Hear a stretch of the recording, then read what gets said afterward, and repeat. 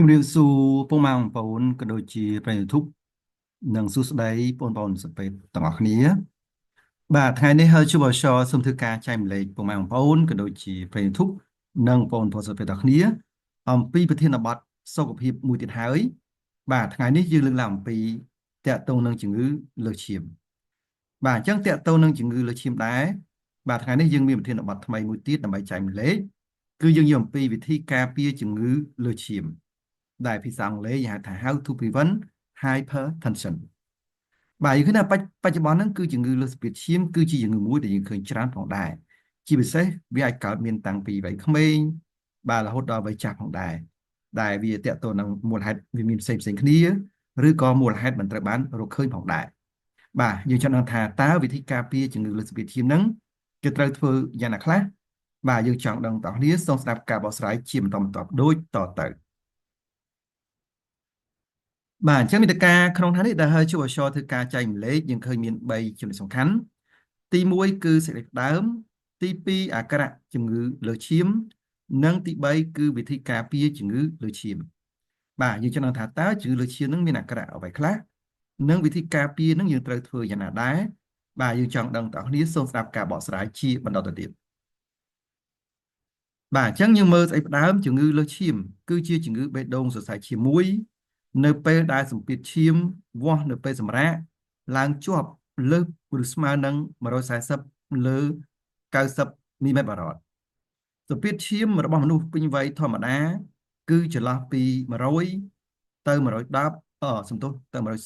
130លើ60ទៅ80មីម៉ែត្របារ៉តបាទនឹងគឺជាសម្ពាធឈាមរបស់មនុស្សពេញវ័យធម្មតាកម្រិតសម្ពាធឈាមវាមានប្រភេទផ្សេងគ្នាបាទក្នុងនោះយើងឃើញថាតកតងសម្ពាធឈាមទាបនៅពេលដែលសម្ពាធឈាមបានត្រឹមតែ90លើ60មីម៉ែត្របារ៉តសម្ពាធឈាមធម្មតាគឺ120លើ80មីម៉ែត្របារ៉តសម្រាប់មនុស្សពេញវ័យហ្នឹងហើយសម្ពាធឈាមដែលយើងថាលើសគឺ140លើ90មីម៉ែត្របារ៉តឡើងទៅបាទហ្នឹងគឺតកតងបញ្ហាលើសសម្ពាធឈាមហ្នឹងបាទអញ្ចឹងយើងមើលជាបន្តទៅទៀតតកតងអាការៈជំងឺលើសឈាមតើជំងឺលើសឈាមនឹងមានអាការៈអ្វីខ្លះបាទយើងចង់ដឹងតោះគ្នាសូមស្ដាប់ការបកស្រាយជាបន្តទៅទៀតបាទអញ្ចឹងយើងមកអាការៈជំងឺលើសឈាមទី1គឺអ្នកជំងឺមានសញ្ញាស្វាងភ្នែកបាទអញ្ចឹងសញ្ញាស្វាងភ្នែកយើងសង្កេតឃើញច្រើនលើអ្នកជំងឺដែលមានបញ្ហាលើសឈាមហ្នឹងយើងមើលតទៅទៀតតទៅនឹងអាការៈលើសឈាមទី2គឺអ្នកជំងឺមានសញ្ញាហឹងត្រចៀកបាទអញ្ចឹងបញ្ហាស្ពាតឈាមឡើងហ្នឹងអាចធ្វើឲ្យអ្នកជំងឺហ្នឹងមានសញ្ញាហឹងត្រចៀកផងដែរបាទអញ្ចឹងយើងមើលជាបន្តទៀតតទៅនឹងអាការៈជំងឺលើសឈាមទី3គឺតទៅនឹងអ្នកជំងឺមានសញ្ញាធ្ងន់ក្បាលបាទអញ្ចឹងដោយសារសម្ពាធឈាមវាឡើងអញ្ចឹងទៅវាអាចធ្វើឲ្យសម្ពាធឈាមទៅខួរក្បាលមានការប្រែប្រួលអញ្ចឹងអ្នកជំងឺមានសញ្ញាធ្ងន់ក្បាលផងដែរបាទអញ្ចឹងយើងមើលជាបន្តទៅទៀតតទៅអាការៈជំងឺលើសឈាមទី4គឺអ្នកជំងឺមានសញ្ញាវិលមុខបាទអញ្ចឹងសញ្ញាវិលមុខហ្នឹងគឺជាសញ្ញារួមផ្សំទេតទៅនឹងជំងឺលើសសម្ពាធឈាមហ្នឹងយើងមើលតទៅទៀតតទៅនឹងអាការៈជំងឺលើសសម្ពាធឈាមទី5គឺអ្នកជំងឺមានសញ្ញាឈឺក្បាល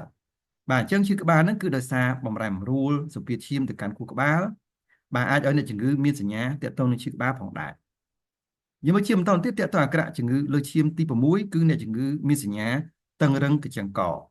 បាទអញ្ចឹងសញ្ញាតឹងរឹងកញ្ចឹងកហ្នឹងគឺជាអាការៈមួយដែលយើងឃើញមានភាគច្រើនទៅលើអ្នកដែលមានជំងឺលើសឈាមហ្នឹងយើងមើលតទៀតទាក់ទងនឹងអាការៈជំងឺលើសឈាមទី7គឺអ្នកជំងឺមានសញ្ញាអស់កម្លាំងបាទអញ្ចឹងសញ្ញាអស់កម្លាំងគឺជាសញ្ញារួមផ្សំដែលយើងឃើញមាននៅក្នុងជំងឺលើសសម្ពាធឈាមហ្នឹងផងដែរបាទអញ្ចឹងយើងមើលជាបន្តទៅទៀតតទៅនឹងអាការៈជំងឺលើសឈាមទី8គឺអ្នកជំងឺមានសញ្ញាញាក់អមទ្រូងបាទអញ្ចឹងសញ្ញាញាក់អមទ្រូងប្រាប់ថាអ្នកជំងឺនឹងមានបញ្ហាបេះដូងដាច់ញាប់អញ្ចឹងជំងឺលើសឈាមនឹងវាអាចប៉ះពាល់ទៅដល់បេះដូងអាចបំរែបំរួលតទៅនឹងការលោតរបស់បេះដូងផងដែរយើងមើលតទៅទៀតតទៅអាការៈជំងឺលើសឈាមទី9គឺអ្នកជំងឺមានសញ្ញាឈាមច្រមុះបាទអញ្ចឹងដោយសារសម្ពាធឈាមវាឡើងវាប្រែប្រួលអាចឲ្យមានការដាច់សរសៃឈាមនៅកន្លែងណាមួយ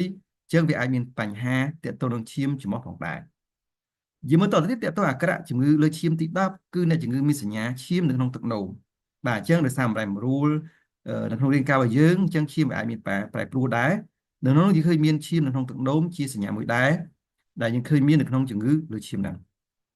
យើងមកតទៅទៀតតើតើនឹងអាការៈជំងឺលើឈាមទី11គឺតើតើនឹងជំងឺពិបាកដកដង្ហើមអញ្ចឹងសម្ពាធឈាមឡើងខ្លាំងទៅវាអាចប្រែប្រួលតើតើលំហូរឈាមនៅកាន់សួតបាទអញ្ចឹងវាអាចធ្វើឲ្យអ្នកជំងឺ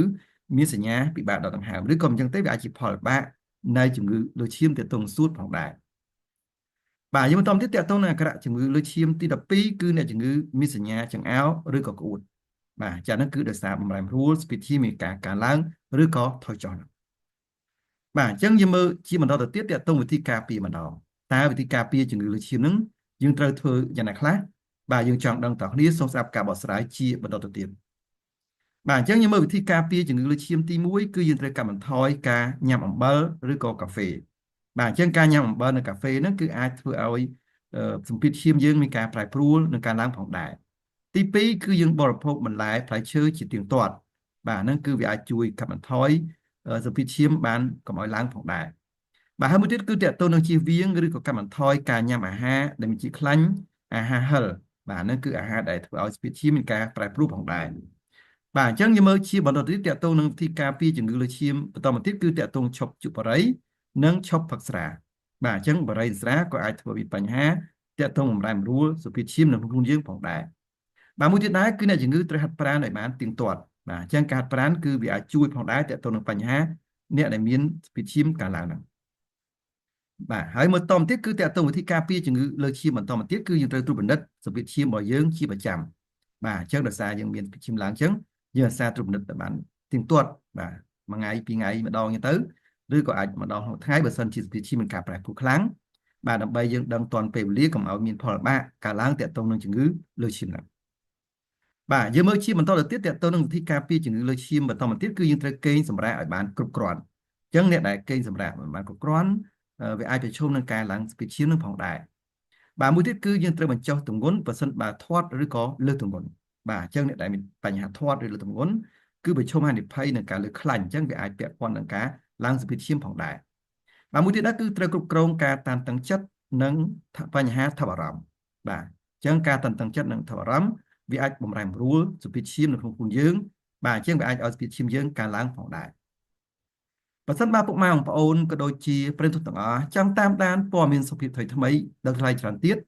អាចចូលរួមជាមួយនឹង Channel Telegram យើងខ្ញុំគឺហៅ Telegram Official បាទធ្វើការ scan QR code ទៅដើម្បីចូលក្នុង Channel យើងខ្ញុំបាទចុច Subscribe ឬក៏ Join ដើម្បីតាមដានព័ត៌មានសុខភាពថ្មីៗដោយគិតថ្លៃច្រើនទៀតផងដែរបើសិនបើពុកម៉ែបងប្អូនក៏ដូចជាប្រិយមិត្តទាំងអស់មានបញ្ហាសុខភាពផ្សេងៗជាពិសេសគឺជំងឺតាក់ទងផ្ដាំលាអាហារជំងឺតាក់ទងផ្ដាំទឹកមាត់ឬក៏ជំងឺតាក់ទងផ្ដាំតពូជបាទប្រឹក្សាដោយគិតថ្លៃតាមលេខ Telegram បេក្សាគឺ092 59 350 088 3132 225ហើយនឹង016 58 57 64ផងដែរបើសិនបើពុកម៉ែបងប្អូនក៏ដូចជាប្រិយមិត្តទាំងអស់ចង់ទទួលបាននូវវីដេអូអប់រំសុខភាពថ្មីៗបន្ថែមទៀតវីដេអូព័ត៌មានសុខភាពថ្មីៗក៏ដូចជាវីដេអូនៃការរៀនពេទ្យរបស់សិស្សពេទ្យជាពិសេសគឺពាក្យបច្ចេកទេសពេទ្យរបស់សិស្សពេទ្យតែម្ដងបាទយ៉ាងចុះក្នុង YouTube Channel វាយពាក្យ Hershuk Official